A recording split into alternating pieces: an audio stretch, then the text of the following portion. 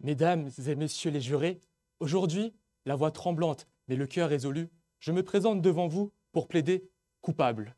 Coupable de semer la couleur dans les rues grisâtres de nos villes, de briser la monotonie avec des éclats d'audace et d'originalité. Coupable de refuser de me soumettre à un monde où la créativité est réduite à une marchandise, où l'art est domestiqué et apprivoisé comme un oiseau en cage.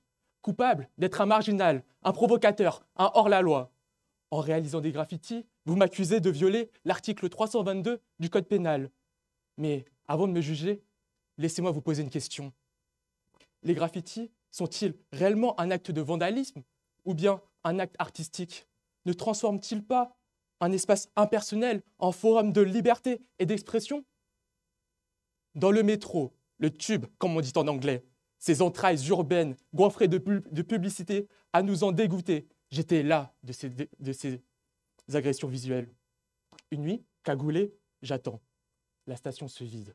Soudain, armé de bombes de peinture, je graffe une affiche. Stop pub en rouge vif.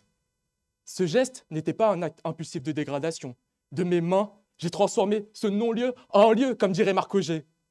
Ce n'est pas simplement du vandalisme, c'est de l'art. Cet art, le graffiti, ne se limite pas aux simples tags, ni même aux belles fresques murales autorisées par les autorités, comme celle de la Marianne dans le 13e arrondissement. Sans parler de ces prisonniers qui, dans la solitude de leurs cellules, inscrivent leur nom sur le béton froid.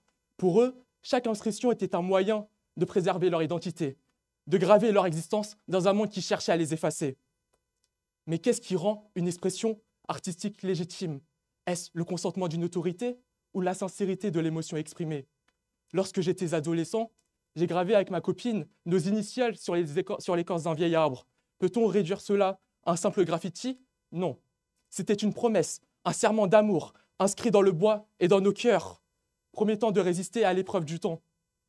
Rappelez-vous, derrière chaque graffiti, il y a un être humain, une personne, avec une histoire, qui a choisi de s'exprimer par le seul moyen qui lui restait, souvent de manière poignante, mais toujours avec une profonde humanité. C'est dans cette humanité partagée que nous, les graffeurs, trouvons notre véritable vocation, pas pour le fric, mais par passion ardente. Nous ne cherchons pas à détruire, mais à créer des rêves éveillés.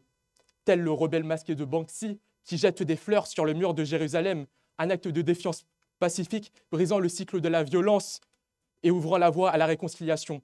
Le graffiti n'est ni une simple décoration, ni de la dégradation. C'est un acte de liberté, un refus absolu de céder aux tentatives du monde d'entraver notre créativité avec des chaînes dorées.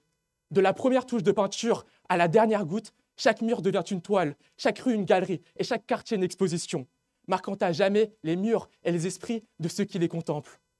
Dans cet esprit, mesdames et messieurs les jurés, je vous en conjure, considérez le graffiti comme une forme d'art. Aux sceptiques dans cette salle qui le voient toujours comme une nuisance visuelle, sachez qu'une bombe peut sauver des vies. Dans les rues de Dakar, lors de la pandémie, des graffeurs ont transformé les murs en messages de prévention, rappelant les gestes barrières contre le Covid-19 et rendant hommage au personnel soignant. Là où les mots peinent à forger un chemin vers le cœur, là où le silence devient une clameur sourde, l'art du graffiti se dresse en dernier recours. Là où les paroles s'envolent et les écrits sombrent dans l'oubli, les graffitis dessinent les contours de la vie. Si un jour, face à un graffiti, vous avez ressenti quelque chose, une émotion, une pensée, un souvenir, alors nous, les graffeurs, avons atteint notre objectif. Car l'essence de l'art, c'est de toucher, d'émouvoir et de faire réfléchir. L'art véritable n'est pas celui qui est coté, mais celui qui porte au nu. Et si vous ne ressentez rien, alors oui, je suis coupable. Coupable de vouloir embellir nos villes, de vouloir élever l'âme humaine par des éclats de couleurs et des messages vibrants. Coupable de croire que l'art doit être libre et accessible à tous. Et si cela est un crime, alors oui, je l'accepte avec fierté. Car je tag, donc j'existe.